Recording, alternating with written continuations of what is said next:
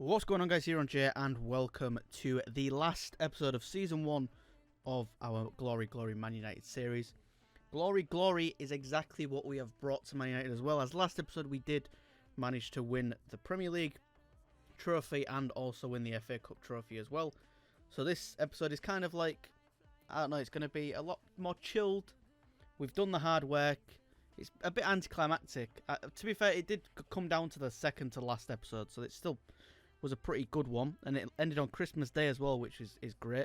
But now Boxing Day is here, and I am feeling a little under the weather, so I think this will be a quick one, a nice quick episode for us, and we can kind of recap the whole season as well in this one. Then we'll have a short break from Football Manager, not too long, and then we'll get right underway with the second season of Glory Man United, and also the second season of Transforming the Tigers. Of course, the series where we try to transform Hull City, who have had a rough few years. And we try and turn them around, get them back to Premier League glory. So we'll see what we can do in the second season of both. But this season has ended perfectly. We are still without McTominay and Ronaldo. And we're just going to jump straight into it. I'm not going to listen to any of the instructions this way, because we're just going to play a completely random team that wouldn't usually play in the Premier League fixtures. So we'll play Telles. Varane can have a rest. We'll bring Bailly on. We'll also play Lindelof. Dalot can play as well. Pogba's going to have a rest for Donny. Fred can play a match as well. Who else have we got? Lingard. There must be somebody else that can play instead of Greenwood. Always play, so Greenwood can play. Martial. Can Martial play there? He can. And maybe Sancho can play up top? No, Sancho cannot play up top. We'll play with Let's play with Rashford. So the team is Rashford, Cavani, Martial, Lingard, Van der Beek, Fred, Telles, Bailly, Lindelof, Dalot, and David De Gea. We've got plenty of options on the bench as well. What we'll do is we will bring Matic onto the bench, and we'll bring Phil Jones onto the bench. And then Luke Shaw, if we need him, can be there as well. But yeah, like I said, this match, it doesn't really matter, does it? We don't really care if we win or lose this one. We've done the hard work. We've won the title. So this fixture means nothing now, to be honest. We'll stay on our feet as well, because we don't want to be jumping in and getting any injuries or anything like that. It is the last game of the season, but we don't want to be anyone to be out for the start of the next one. So we might as well stick to the game plan, keep the tactics in order, and make sure everyone's familiar with them. And then we will also say that we have trust and faith in the players as well. Who cares about that? And let's jump straight into it for the last time this season. And there you can see, impossible for anyone to catch us. We've played incredible all season. We had a little bit of a hiccup towards the end, really, as Rashford nearly scores a goal for us in the first 9 minutes. Yeah, we did have a couple of rough patches here and there, but out and out we've been incredible, and all that hard work at the start of the season, those massive wins, the one against Liverpool, the draw we picked up against Man City, in the end came back and is the reason that we won it as convincingly as we did in the end. It was a very close season though. We were at some points only a couple of points ahead, and they were definitely on our tail at points. We was dropping some points against some really easy teams.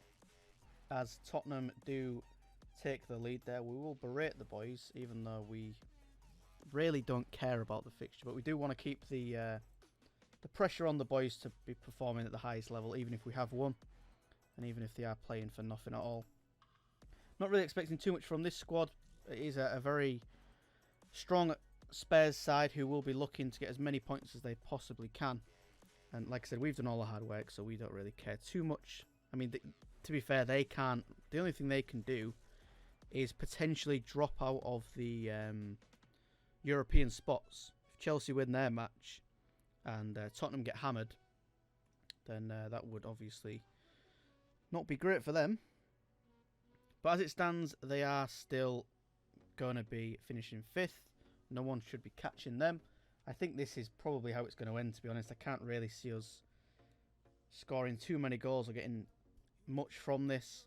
Unless Rashford can put this in the back of the net. He puts it wide. That was a terrible, terrible shot from Rashford. And in terms of substitutes, we'll just let them roll in naturally from the dugout. As I say, that one pops in. Lingard can come off for Sancho. He can get a bit more game time.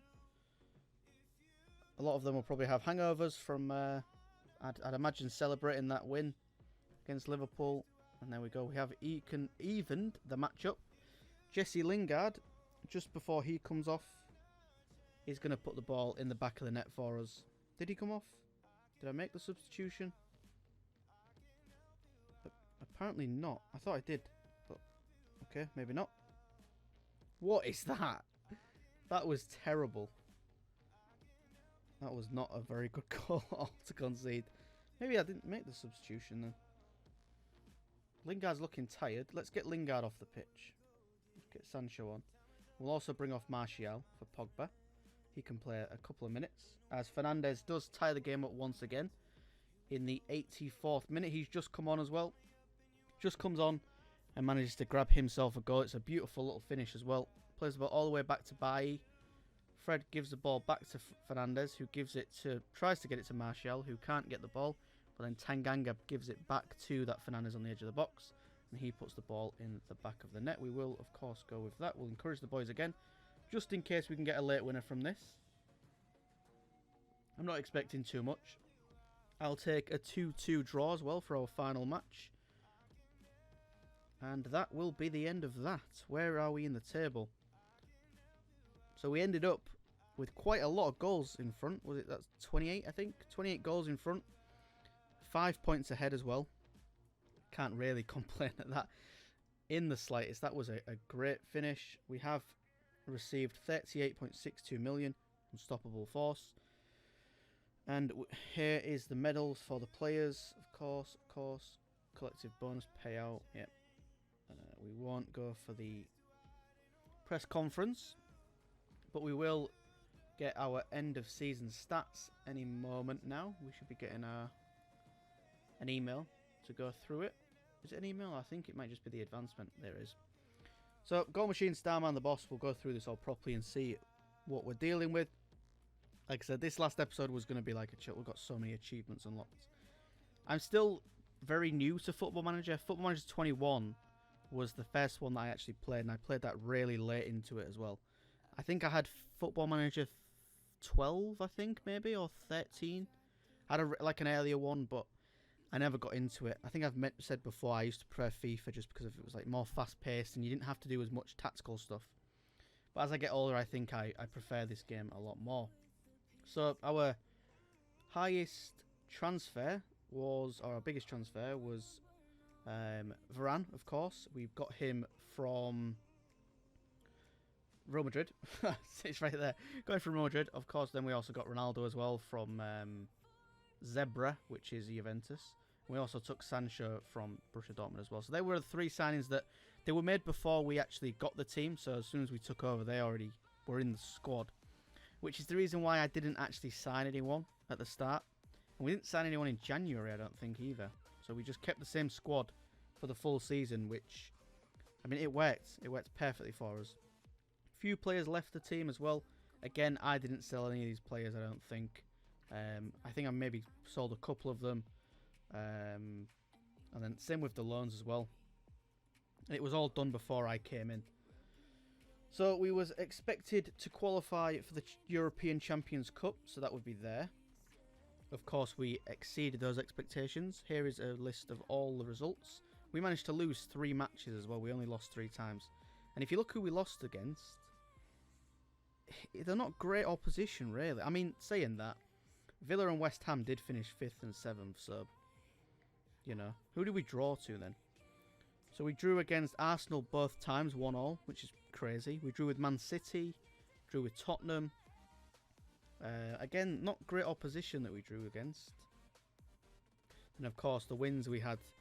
So we started off pretty slow. Teams were getting used to the tactics. And then here is when it really hit.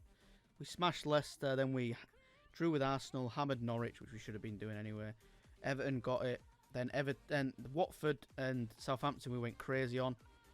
Then we started to concede a few goals, but we were still scoring a lot leads, as you can see. Lost to West Ham, the first loss of the season.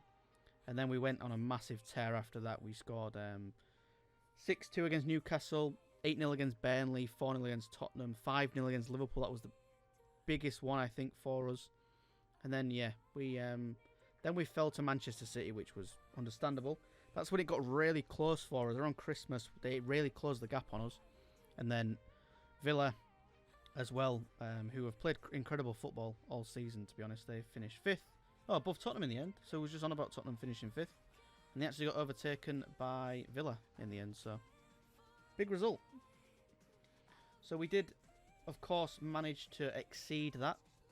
We were only expected to qualify, and we finished first. So we nearly had a full attendance as well. Ronaldo was the competition top scorer, which is brilliant for us. He gets the golden boot. We didn't do very well in the European Champions Cup, which is just the Champions League.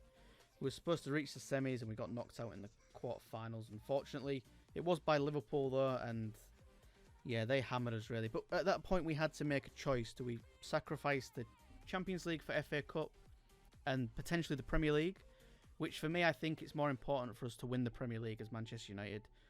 And then the FA Cup one was like, what do we have the best chance of winning, the Champions League or the FA Cup? And to me, I wanted a trophy at least in the first season. So we prioritised the FA Cup kind of a little bit over the Champions League.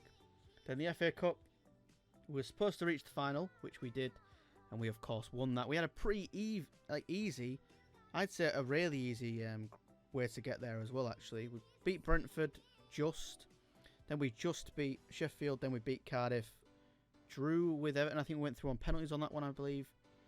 Then Burnley, we just beat them, and then the Newcastle was a pretty big win. It was a close game though, but we did manage to win that one as well. How can it be a B-? I don't know how that can be the case, but it was a B- anyway. So yeah. Then they didn't really care about the Carabao, of course, but we got knocked out by Arsenal. So we didn't beat Arsenal this season at all. Then we drew twice to them, and then we lost. So they were like the bogey team. Where were they in the league? 4th. Okay, fair enough. But yeah, we finished as runners-up in that competition as well. So that was another final we got to. And Edison Cavani was our top goal scorer for that as well. And our biggest win, as the moments to remember, 8-0 against Burnley. A match to remember was a 6-0 win against Watford. And then the goal of the season was Fernandez's goal against Everton in the 12th minute. Finances then, we didn't get any new sponsorships. We are 243 million up. You can see all those stats there. Biggest shirt sales, we sold 1 million shirts. Ronaldo was the highest one. And then, of course, we've got Rashford, Sancho, Fernandes and Pogba. And this is our team of the season. Pretty much the team that we played majority of the season, to be honest. Henderson, Shaw, Maguire, Varane, Wan-Bissaka, Pogba, Fernandes, Rashford, Sancho, Greenwood and Ronaldo. That was the team that we went for, as you can see, pretty much every single big fixture. I think they played the majority of the Premier League fixture unless someone was injured or something like that. Who played the most games for us? Bruno Fernandes. And then it was Mason Greenwood, who's been absolutely phenomenal for us, as you can see. 23 goals and 28 assists. Wait, no. 23 assists and 28 goals, should I say, sorry. And then Ronaldo had 40 goals and 11 assists. Great from him. We played good football. Some big scorers here. Rashford, when he came back from his injury, managed a combined 30 goals in 42 appearances. That's goals and assists, so he was involved in 30 of them. Sancho was involved in 22. Bruno involved in 25. And Pogba in 10. So, not bad. Not bad from the boys. The accolades then. We got Manager of the Month. Twice. October and November. We had a brilliant start. Then we got the English Premier Division Manager of the Year. So we won the Premier League Manager of the Year. Fans Player of the Season, Ronaldo. Young Player of the Season, Greenwood. Top Goal Scorer, Ronaldo. Goal of the Season, Fernandes. Most Assists, Greenwood.